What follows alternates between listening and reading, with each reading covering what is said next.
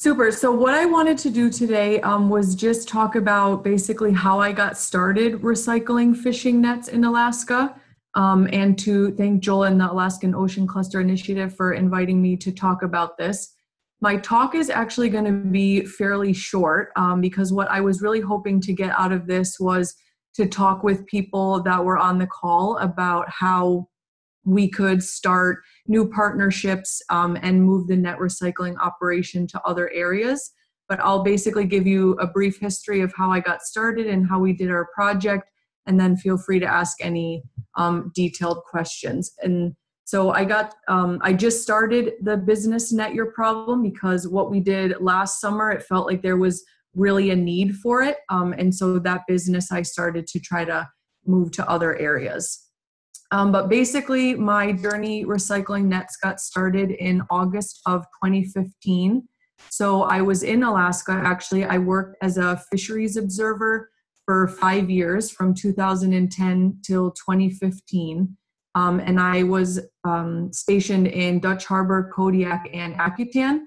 When I was in Dutch Harbor, I got this article that Adidas had started a partnership with Parley for the Oceans to make sneakers out of confiscated fishing nets that Sea Shepherd, the conservation organization, had given to Parley. So there were all these illegal drift nets that they had confiscated and decided that they should recycle the plastic and make these shoes out of them. And I thought, wow, if you're making shoes out of recycled fishing nets, I certainly know where you could possibly get some more, as through my travels as an observer, I had just seen piles of junky nets lying around.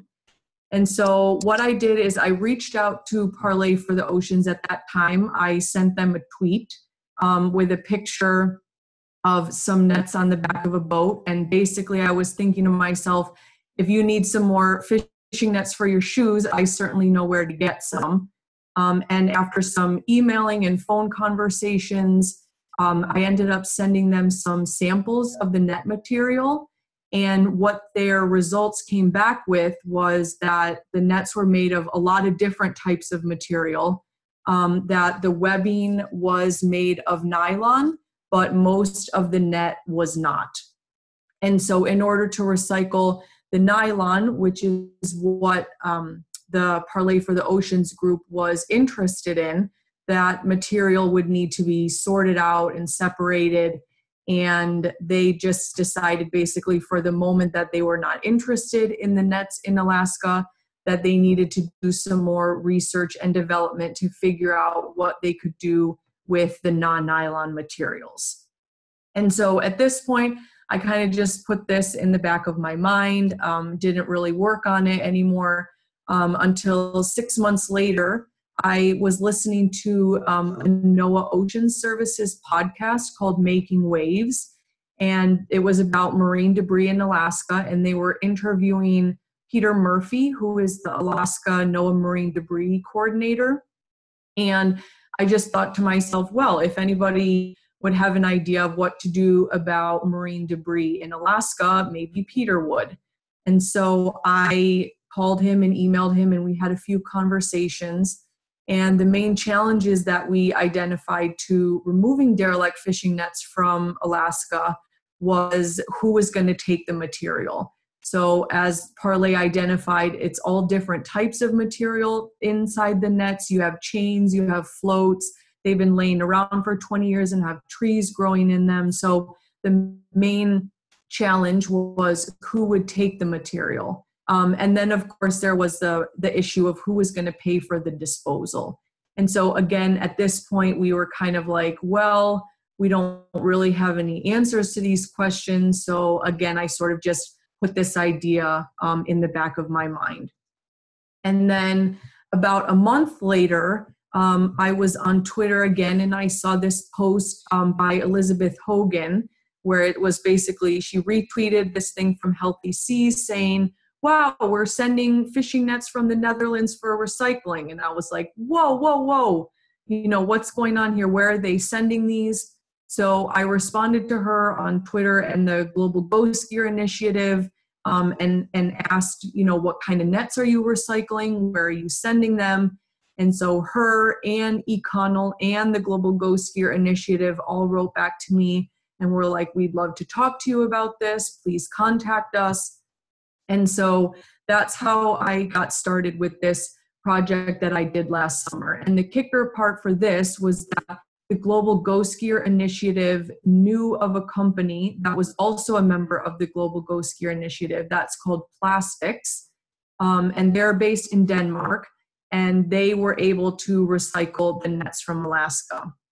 And the keys here were that they would pay for the shipping of the nets to their facility in Denmark, and that they could accept all different polymers of plastic. So polyethylene, polypropylene, nylon, mixes sometimes, and they weren't picky. They would do all of that sorting at their facility. You didn't have to take the chain off. You didn't have to take the floats off. So that really was the key for us, that we found somebody that we could send the nets to. So I worked with Elizabeth and the Global Ghost Gear Initiative to put together a logistics plan of how we were going to get the nets from Dutch Harbor to Denmark. And this is the part that I really want to stress, that the team that we assembled was loads of different kinds of people. So we had net manufacturers involved, we had a seafood exporter company, we had somebody to do the freight. I talked to fleet managers and boat captains about what nets they wanted to get rid of. We had some fish processors in Alaska help. We had a storage and logistics company where we staged the nets. We had environmental NGOs, and then we had the recycler, which was Plastics. And I think in any fishing port where some activity is going on, all of these roles will be there. And that's really what I want to stress, that it's not exactly about who participated, but about what types of people that you need to be involved. And then it's really easy to, find those same people in different ports. So once Elizabeth and I had put together this plan with all these different types of people, all I had to do was go up to Alaska and round up the nets to get rid of. And so I took a trip there for 2 weeks in June of 2017.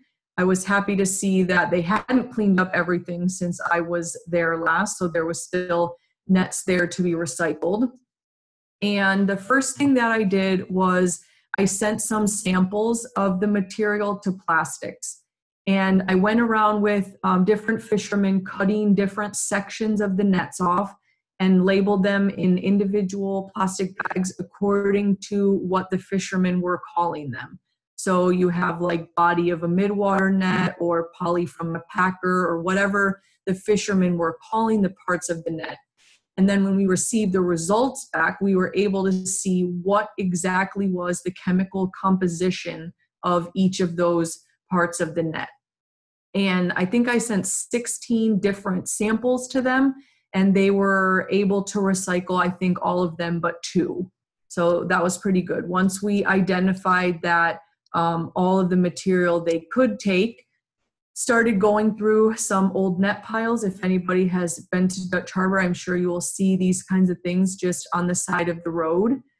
So we identified which nets we were going to get rid of, and that was from talking to the captains or the fleet managers or the net manufacturers, and them personally going with me and saying, like, this is the one that I want to get rid of.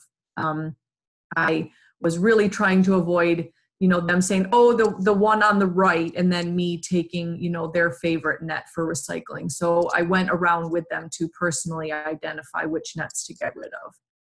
And the nets that we targeted during this first year were just basic polyc midwater nets. And the reason that we did that is because they were very easy to load into containers after we had them bundled up. And so we used these trucks and basically just laid out the nets like really nice and bundled them up so they were easy to load into containers. And then once we had all these nice little bundles, we estimated that we had sent about 40 nets off island. and that was for a total of 273,000 pounds of weight that we exported. That's including the chains and the floats and all the other miscellaneous stuff. So I think after that, we totally deserved an ice cream cone. This is a picture of me and my dad. He actually came up there for the last week of it to help me. So that was great to have him there. And if you look on the KUCB website, which is the local public radio station in Dutch Harbor, Zoe Sobel actually wrote an article about the project. She interviewed me when I was there, and she talked to some of the other people that were involved in the project. I think she even got an interview with the CEO of Plastics in Denmark. So this kind of puts together all of what I'm talking about today, if you want to check that article out. And then finally on December 14th of 2017, so that was about 2.5 years after I first saw the article about Parley and Adidas's collaboration to make the shoe, the nets finally arrived in Denmark. So they sent us some pictures of the containers being unloaded. And since then, they've, separated them into piles of this is what we really would like. This is what we would perhaps not want next time. And so there's a little bit of checking to see, what do they really want that we can send them the next time. And so what I would like to leave people with about my project that I did this summer is basically that the disposal of derelict gear is a solvable problem. It just requires the right partners. And from talking to a lot of people while I was in Dutch Harbor, there just was not any thing for them to do previously. There were nets that were sitting there for 20 years just because they didn't really know what to do with them. And so I think we have shown that, we can figure out a way to dispose of them. We just need to have the right partners involved. And the one thing I really want to emphasize is that those partners that are going to be involved are people that understand that recycling is the right thing to do. I don't think anybody is going to make millions recycling old fishing nets, but all the partnerships do make it possible for the end recycler to acquire the materials in an affordable manner. If we would have just if plastics would have just tried to do this by themselves, it would have been totally cost prohibitive and the nets would never have arrived there. And so what I would like is just for people to ask questions and to see, forward my contact information to other people. And I look forward to discussing how we can kind of create more teams to deal with this issue in other places around Alaska. I think Dutch Harbor is a place where you have a high concentration of industrial fishing activity. So there is a lot of nets that have been piled up there for a while, but I suspect that other fishing ports in Alaska are going to have similar issues, just maybe not on the same scale. And so I'll just leave up this last slide here, which has my email, my website, and my Twitter. And then I would basically just like to have a conversation with people about other places we think we could move this to. Great. Thank you very much, Nicole. That was a great overview and very inspirational to tackle a problem in Alaska and to work with partners to be able to commercialize it. I'm curious. I have several questions, but I'll hold off. Are there any questions to start? Yeah, I've seen a lot of things going in the chat window, so I don't know if there are things happening there. I don't know, how can I access the chat? This is Brian Zach. I just put in the chat window some information about tax law changes. So this might help you for fishermen who are interested in replacing net. That I think they can probably write off 100% of the total cost of the equipment this year, even if they finance that equipment. So that might be some incentive to replace net that you might be like to share with them. And I put some links up there to that information and a recorded webinar that shares that detail. Great. And what's your role, Brian? I'm a small business development center director, and I'm actually working with some clients out in Dutch Harbor right now. So I provide free confidential one-on-one business assistance. So if you need any assistance with information about business plans or financial projections or loans, for any of the fishermen out there too, let me know. Great, thanks.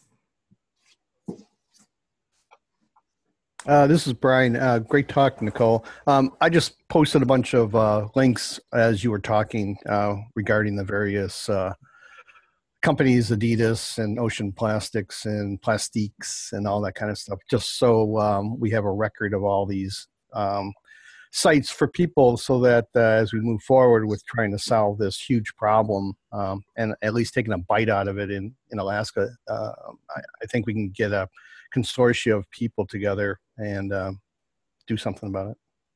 Great.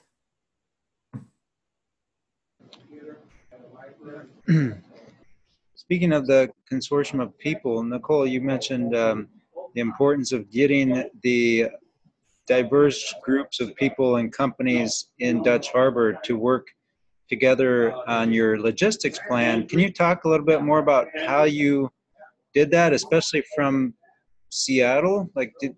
How did you coordinate all of that?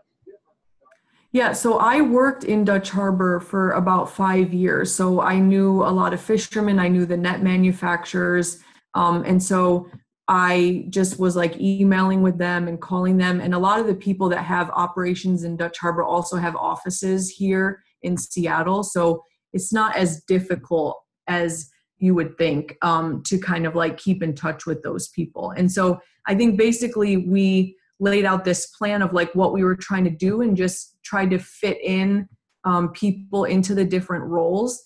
And everybody was not donating their time either. People, money was changing hands and people were getting paid for their services. And so I think that's one of the things that, makes something like economically sustainable. You can't rely on people to just like donate their time all of the time, or it won't continue.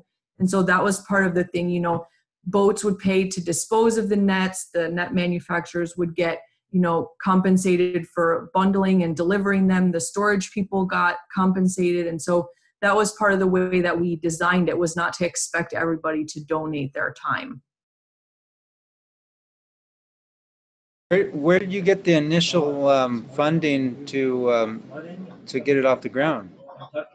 The Global Ghost Gear Initiative paid for my travel expenses when I went there during the summer. And then the National Fish and Wildlife Service also donated some funds for the through their Fishing for Energy program for some of this stuff too.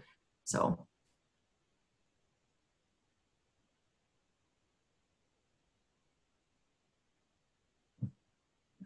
Anybody else have any other questions, or people from different geographic areas? I heard Cordova and Fairbanks. Does this sound like something that we could do in those areas? Here in Homer, I sent you an email, but there's certainly some opportunity here. And then also the remote areas of Alaska have had an issue where they can collect the net, but their problem has been finding anybody to get the nets sent to whoever would process them. And then also last week we heard of a company, and I believe they're Ventura, California, that recycles net. And so perhaps it might be even easier if we could just transport the nets to them. You may have another source there, but if you're interested in stuff like that, send me an email and we'll make sure you get the information. Okay, sure.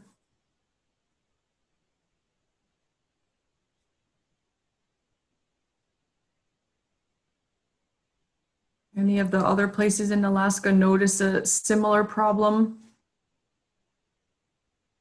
Of course, Kodiak, but you've already mentioned. Just want to again restate that Kodiak could be an epicenter for driving some of this, because unlike Dutch Harbor is quite remote for getting a group together, and I think Nicole, we wrote back and forth and Joel about possibly having some type of symposium to really get some groundswell support. And there are a lot of volunteer groups out there that, as their mission statement is to beautify the world, to try to take a crack at stopping this pollution from continuing. And so that would be part of the initiative going forward, would be to have some kind of symposium. And I think now we think the time frame will be sometime in 2019 to have some large event, maybe in Kodiak, to get all the principals together, Ben from Burio and maybe Martin from Ocean Circular, and other places, particularly from the international audience, because they're taking a more aggressive approach to dealing with plastic pollution. And I think this is something that will gain some footing.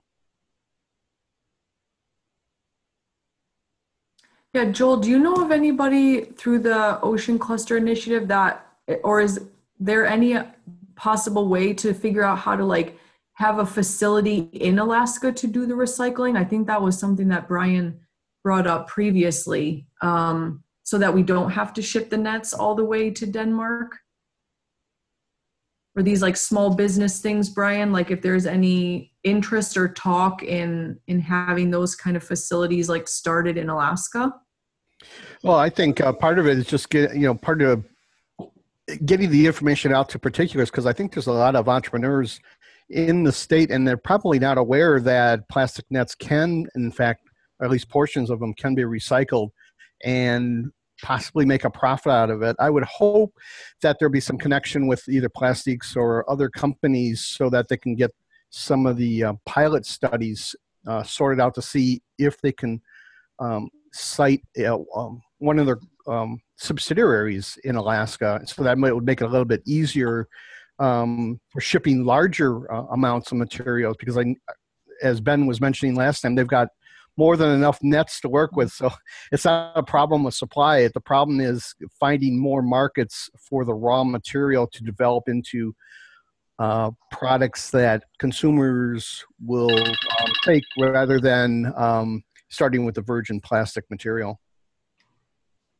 Yeah, because I remember last week too, there was a lady from Prince William Sound that was saying that somebody tried to start something there like 20 years ago, and they just like didn't have the material to do it.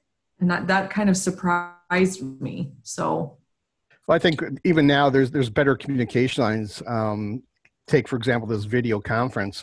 This is something that wasn't available 20 years ago. So being in global communications, I mean, I've already communicated with Martin on his report.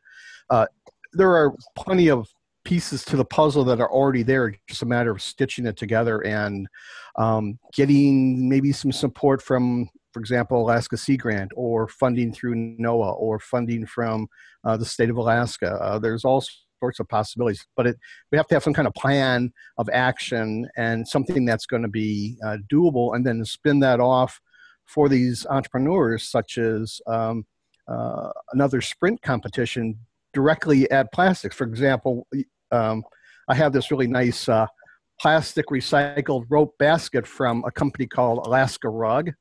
And so this couple outside of Kodiak actually gathers rope and lets it sit in the water to cleanse off. And then they go about and they start braiding this material. So, it's got the Made in Alaska, and they've got their company and all that kind of stuff. And now they're selling it online because, again, through global communications and social media, we can get materials to places where people would never have thought possible. Nicole, there may also be an opportunity for like a incubator for a business that would like to, has a plan for in Alaska, taking the used net and turning it into a useful product. So there may be coming soon an opportunity for advisors and space to work with entrepreneurs to help them and assist them develop products. So that's coming. We should have more information about that in a couple of weeks. So again, I sent you my email, so I'd like to keep in touch with you for that, because I think certainly, getting those types of businesses and entrepreneurs started here in Alaska would be real good. There's a existing oyster grower in the same area that uses a technology that really cuts 75% of the labor away from cleaning the oyster cages. And he used plastic to kind of holding pins that hold the oysters. And so maybe, they could recycle and create those oyster holding pins, which would help that, starting where there's a real high demand, increase in mariculture up here. And if we could figure out a way to produce those oyster pin holders out of the used plastic, that'd be kind of like a real success story in that you're taking something that causes damage and putting it back into a useful method here in Alaska. Yeah, I love that idea. I also saw a story of these people that were developing lobster pots in Maine out of recycled plastic, and they were encountering a little bit of resistance from the lobster fishermen who were not so convinced that the plastic pots would do such a good job of catching the lobsters. But it, like, the whole circular economy, just taking an old net, recycling it, turning it into a fishing pot, like that story just resonates with me so greatly. And I think the same thing with the oyster pins too. It's just like, plastic can be recycled indefinitely. So it's just a matter of collecting it, sending it somewhere, and figuring out what to make with it. So. Can I jump in? Yeah, absolutely. Hi, Nigel. Hi, guys. So thank you for the conversation today. It's been really interesting. I am fascinated by the problem because I'm listening in. And for example, I want to call contention to your last point, that you found a story that resonates, even though these guys have made something that they've heard a market say to them, that the market's told them we don't want this because it's not as good as the original products that we're using. And that, as an entrepreneur, is a red flag sign of, well, wait a minute, then we're going after this for the wrong reasons. We have to be careful when building social businesses not to get too enamored by the environmental good that we may be doing, not considering all the factors involved. I do love the idea that the various Brians have been talking about regarding building higher value sort of product chains that can be used from recyclable materials. I think that's what this is already about. But I'm concerned when I hear things like, well, we need to just gather this stuff and then ship it off somewhere, because I'm wondering, and I'm really interested if you have any data on, like, how much does it cost to even ship the stuff around the world, and what damage does that do to the world as far as sort of carbon, detriment that it causes in the world as we pick up old plastics and we ship them around, because a lot of recycling systems in some ways can actually sometimes be doing more damage than good. And I'm really interested in what that actually looks like from bottom line. And I'm all in favor of the idea of trying to build products out of things as opposed to just trying to find a solution that sounds good.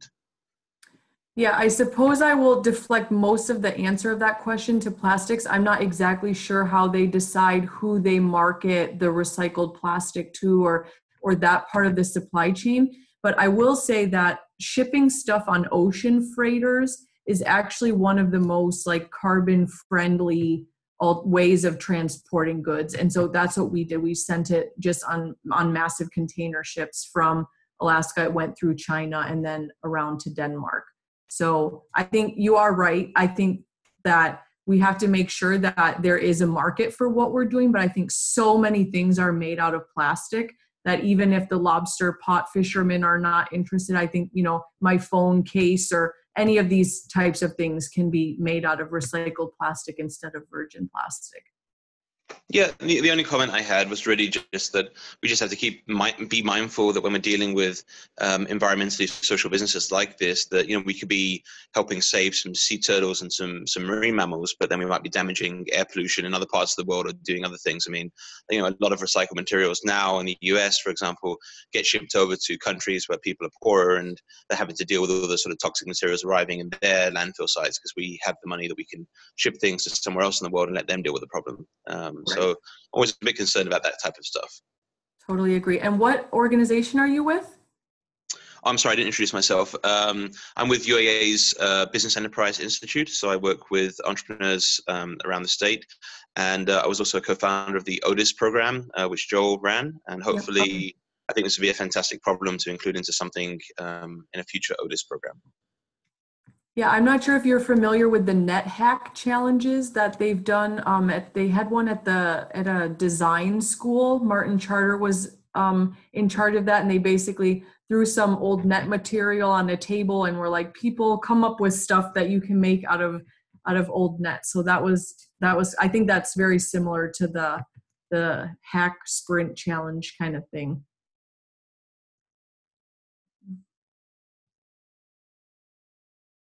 Yeah, Joel, could I jump in for a minute? Yeah, of course. Yeah, Taylor Evenson, I didn't introduce myself. I'm with Alaska Salmon Fertilizer, and I think my business is a pretty environmentally conscious business as well. And I just want to reiterate what Nigel said. I think it's really important to identify demand for your product. You know, people get really excited about the idea of solving social ills or environmental ills, but you really can't do that unless you know that you have a demand. And the feedback about the lobster fishermen not being interested in the pots, I think that was interesting. And you saying that there's a lot of other uses. I think that my experience, I would focus on those other uses and testing those in the market and seeing what other people might necessarily want, because that's just what drives business. And further, we have lots of nets in Kenai where I gill net out of lots of gill net that people replace every single year. So I think that might be an opportunity, and I really hope that what you're doing works, because I think it does make sense. Yeah, could you send me your contact information and I can talk with you about coming to Kenai? I think what plastics does is they just sell the raw plastic to people that are already making products. So they're not doing any kind of opposite of what we heard last week from Ben at Bureau. They're not doing any product development themselves. So they're just providing people with recycled plastic to use in their products instead of virgin plastic. That's what I understand of their business model. And so, yeah, they're not really trying to come up with new things to make out of recycled nets. Just to clarify, but. Yeah, Roger. Yeah, no, I think I understood that part of it. I mean, as far as I think there was some conversation about starting local businesses in Alaska that would be able to process it. And I just right. Okay. Yeah, that sounds like a very expensive front end proposition. And so you want to be very clear that there is a back end demand for what's being produced. And I think that Nigel's right on with that. And he's kind of illuminated my experience with those notions as well. So thanks. Thanks for sharing.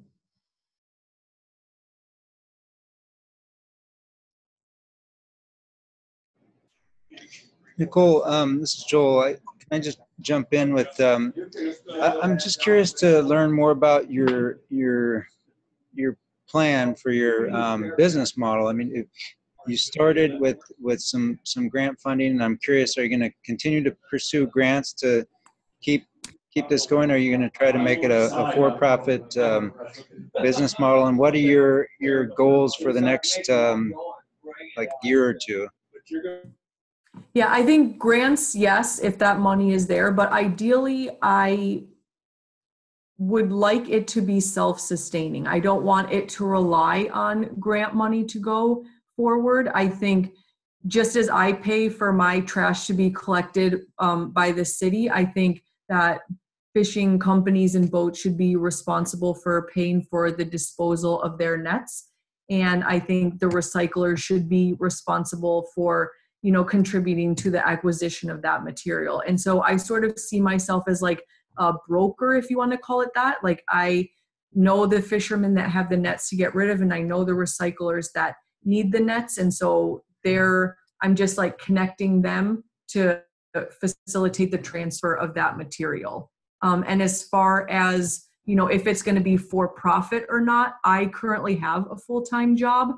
And so I'm just trying to pay for like travel expenses and the time that I'm spending, sending emails and talking to people about it. I'm not trying to like make millions from this. And as far as what I'm going to try to do in the next couple of years, I think this summer, I'm going to go back to Dutch Harbor again. I'm going to go to St. Paul and probably Kodiak. We've identified that there are a significant amount of material. There is a significant amount of material in St. Paul. They already reached out after that KUCB article was published. And then, yeah, as Brian has said, I mean, Kodiak is like the other obvious choice. And I'm not necessarily restricted to working in Alaska either. I've been talking to, the US West Coast fishermen. I imagine the same thing is happening over in New England. So just as I make contacts in other areas, just going to different ports and seeing if we can try to expand this model to other areas. But for the next year, I think that's my main targets: U.S. West Coast, maybe Bristol Bay also, and then those 3 places in Alaska.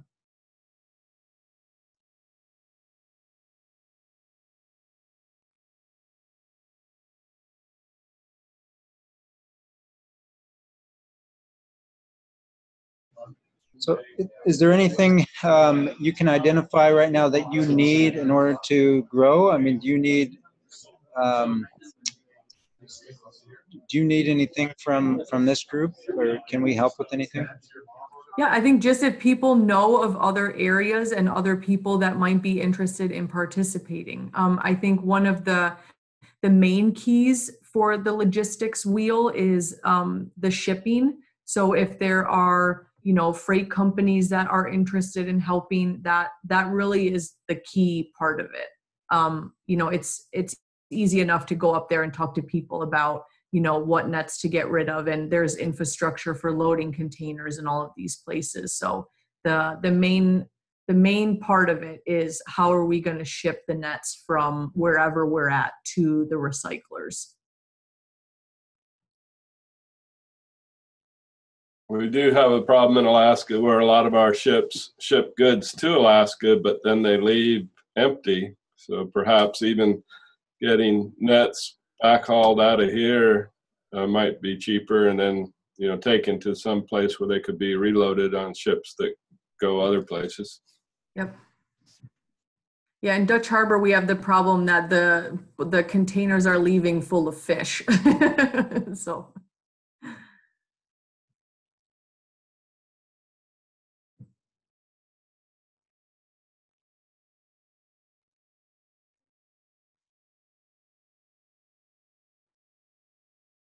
Anybody else have any comments? Any other questions for Nicole?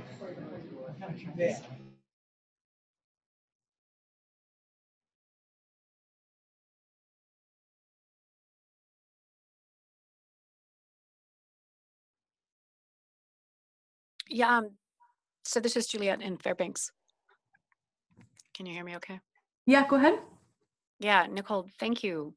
Thank you for your presentation and for taking the initiative to start the process on the end, understanding that there's value in the effort to clean up the piles that have been accumulating. I know folks have been looking at those piles for some time now, trying to figure out what to do with them, and initiating a change from the ground up is, definitely value added. I'm looking at the process with the folks in Denmark, and they seem to be supplying a well-established fiber manufacturer in Italy, which is certainly beyond what we might be able to replicate here in the state. Obviously they're very well established. So it seems to me that if you're able to move the nets and work some sort of where that's self-sustainable and or connects into what Joel is doing with the incubator, that figuring out uses that might be able to utilize a recycled fiber may be value added, but definitely will take a little more effort. But that doesn't negate the value of what you're doing on the ground. I would love to see the ability to recycle and manufacture mixed plastics in the state for obvious reasons. So if anybody out there has any additional insight regarding resources and capacities to address that in state, that would be value added. And if not, maybe it's best to shift the focus to how to make these business models sustainable at the smaller levels that they exist, understanding that there's significant benefit on the ground. It's not necessarily a high scale startup potentially, but there's definitely lots of smaller folks on the ground that might be able to do something useful with at least around the net removal. So I thank you for your presentation and for all the information. And if anybody's out there that has another opinion or experience with the manufacturing piece and potential for Alaska, please say so.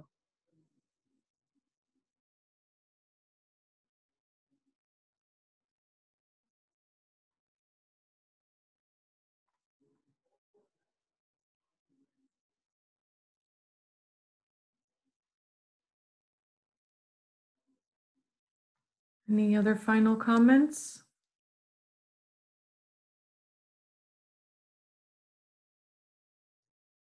I guess not.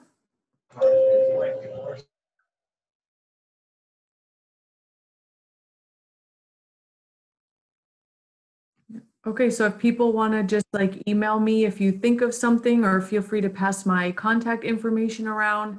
My website has some specific stories based on your role of how you could participate if you're a net manufacturer or a recycler, or you have ideas about funding. So there's some tailored information based on how you could see yourself fitting into this. But Great. Well, thank you again, Nicole. That was really a great presentation, and again, very inspiring. Finding solutions to environmental problems, and hopefully finding a sustainable business model. So we really want to continue to work with you to help move this entire kind of a social and triple bottom line business model forward. And I definitely agree with Juliet that finding opportunities to add value in Alaska is really our goal, and encouraging innovation and entrepreneurship in Alaska. And so to the extent that you can help us move that forward would be appreciated as well. And so I will follow up with an email to connect everyone and share the Zoom chat notes, and we'll post the recorded video on the oceantuesday.com. And I would say no less than 2 weeks. We're getting everything uploaded right now to the website, oceantuesday.com. And so with that, are there any other announcements for upcoming events in Alaska or around the world?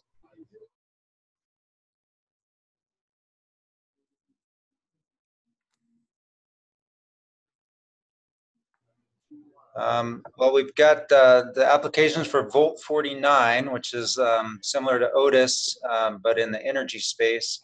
That's open. We've got the Juneau Startup Weekend coming up in, let's see, March. Is it March 23rd and 24th in Juneau? Or maybe it's March 20. Yeah, March 23rd is a Friday, I believe. Friday through Sunday. We've got the Swampsea Annual Conference coming up March 1st and 2nd.